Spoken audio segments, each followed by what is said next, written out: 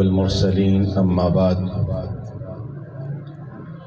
يا رب صل وسلم دائما أبدا على حبيبك خير الخلق كلهم هو الحبيب الذي ترجى شفاعته لكل هول من الأهوال مقتحم۔ انتہائی واجب الاحترام قابل صد احترام سامعین کرام،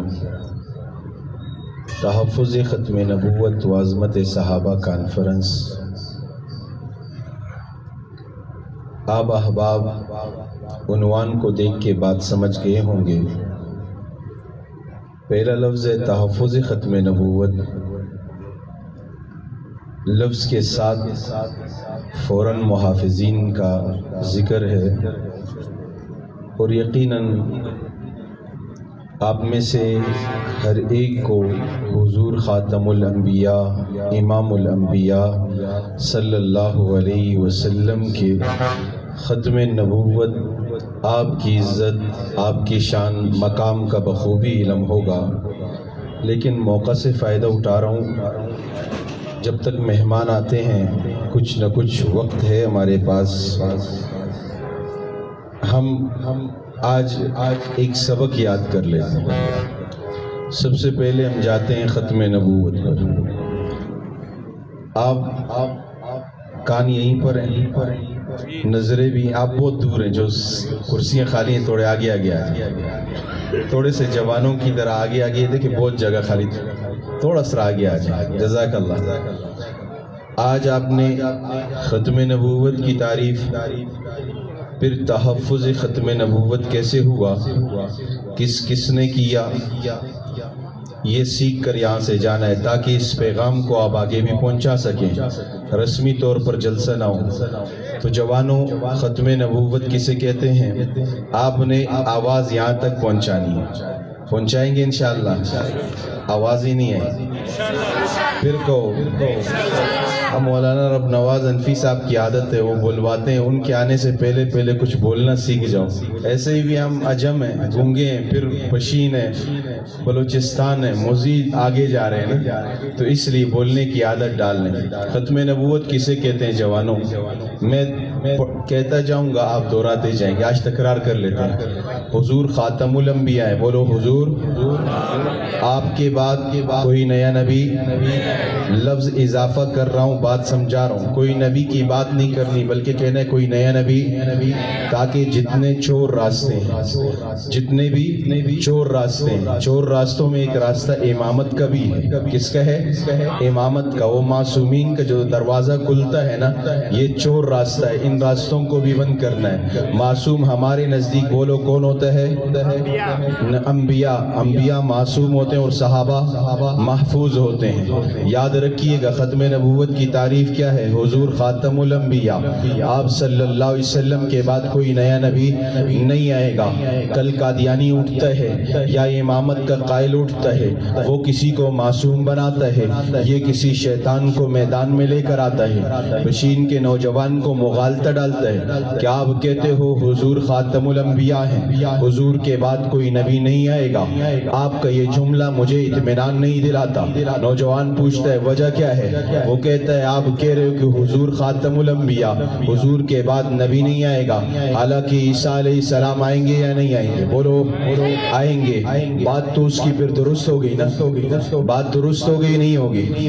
ہاں، ہم تائید کرتے ہیں، قرآن کا انداز بھی ہے، جو بات درست کرے اس کی مانی جاتی ہے، لیکن یہ بات نہیں ہے کہ تم درست بات کرو ساتھ میں عقیدہ بھی غلط رکھو۔ بات تمہارے صحیح ہے عیسیٰ علیہ السلام کے آنے تک، لیکن دوسری بات غلط ہے، عیسیٰ علیہ السلام آئیں گے، لیکن یاد رکھنا اے شاطر، تو نے میری تعریف پر غور نہیں کیا۔ میں نے تعریف یہ کی ہے حضور خاتم الانبیاء ہیں، آپ کے بعد کوئی نیا نبی نہیں آئے گا۔ عیسیٰ ابن مریم آئیں گے، وہ نبی پہلے کے ہوں گے یا ابھی نبوت دی جائے گی؟ پہلے کے نبی ہوں گے۔ حضرت عیسیٰ ابن مریم اپنے قوم کے لیے نبی ہیں، آج وہ آئیں گے، آ کے تمام تر شریعتیں منسوخ ہو چکی ہیں، ایک شریعت چل رہی ہے، وہ کس کی؟ بولو محمد الرسول اللہ کی صلی اللہ علیہ وسلم۔ تو ہمارے سامنے بات آ گئی کہ حضور خاتم الانبیاء ہیں، ختم نبوت کی بات بھی سمجھ آ گئی، اگر کوئی مغالطہ ڈالے بات بھی سمجھ آ گئی۔ آگے چلتے ہیں، ختم نبوت کی آیت معروف آیت ہے، آپ بھی سنتے ہیں، میں بھی سنتا ہوں، پڑھنے والا یہی پڑھ کے بات سمجھاتا ہے، ما کان محمد ابا احد من رجالکم ولکن رسول اللہ وخاتم النبیین۔ پڑھیے گا، آیت یاد ہے نا سب کو، ما کان محمد ابا احد من رجالکم، پڑھیے گا، ولکن رسول اللہ وخاتم النبیین وکان اللہ بکل شیء علیما۔ آیت آپ نے پڑھ لی۔ یہاں کہنے والے جو کہا کرتے تھے کہ حضور ما کان محمد، نہیں ہے محمد صلی اللہ علیہ وسلم تم مردوں میں سے کسی کے بعد۔ ہاں رجال کسے کہتے ہیں؟ مرد کو کہتے ہیں، یاد رکھیے گا، جوان کو کہتے ہیں۔ حضور کے بچے تو ہیں لیکن رحمت عالم صلی اللہ علیہ وسلم کے بچے بچپن میں فوت ہو گئے، حضرت ابراہیم ہے، عبداللہ ہے، قاسم ہے۔ ہاں حضور کی بیٹیاں ہیں، شہزادیاں ہیں، کون کون ہے بولیے گا؟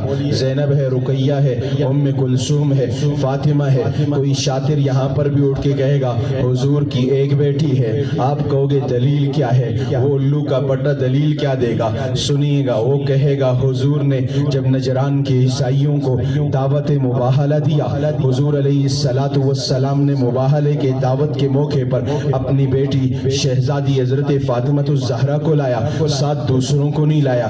بات یہ سمجھ آتی ہے کہ حضور کی ایک بیٹی تھی۔ میں بے وقوف سے کہوں گا کہ محترم، آج ہماری قیادت مولانا رمضان مینگل کر رہے، آپ اب ہم سے پوچھنا شروع کرو کہ علامہ علی شیر حیدری شہید تمہاری قیادت کیوں نہیں کر رہے؟ میں اسے کہوں گا تمہارا دماغ خراب ہے، جو موجود نہیں ہے اسے لایا کیسے جائے؟ جب نبی مکرم نے نجران کے عیسائیوں کو دعوت مباہلہ دیا، قل تعالوا ندعو ابناءنا وابناءکم ونساءنا ونساءکم وانفسنا وانفسکم ثم نبتہل فنجعل لعنت اللہ علی الکاذبین۔ ہاں اس موقع پر پیغمبر کی ایک بیٹی ہی زندہ تھی اور 23 دنیا میں نہیں، تو کہاں سے لا؟ تو حضور کی کتنی شہزادیاں؟ بولو یار، حضور کے کتنے بیٹے؟ بات سمجھ آ گئی؟ آیت کیا کہہ رہے؟ ما کان محمد ابا احد من رجالکم ولکن رسول اللہ۔ اب اللہ کو پتہ ہے، اللہ کو پتہ ہے قرب قیامت میں کوئی شیطان آئے گا، وہ آئے گا۔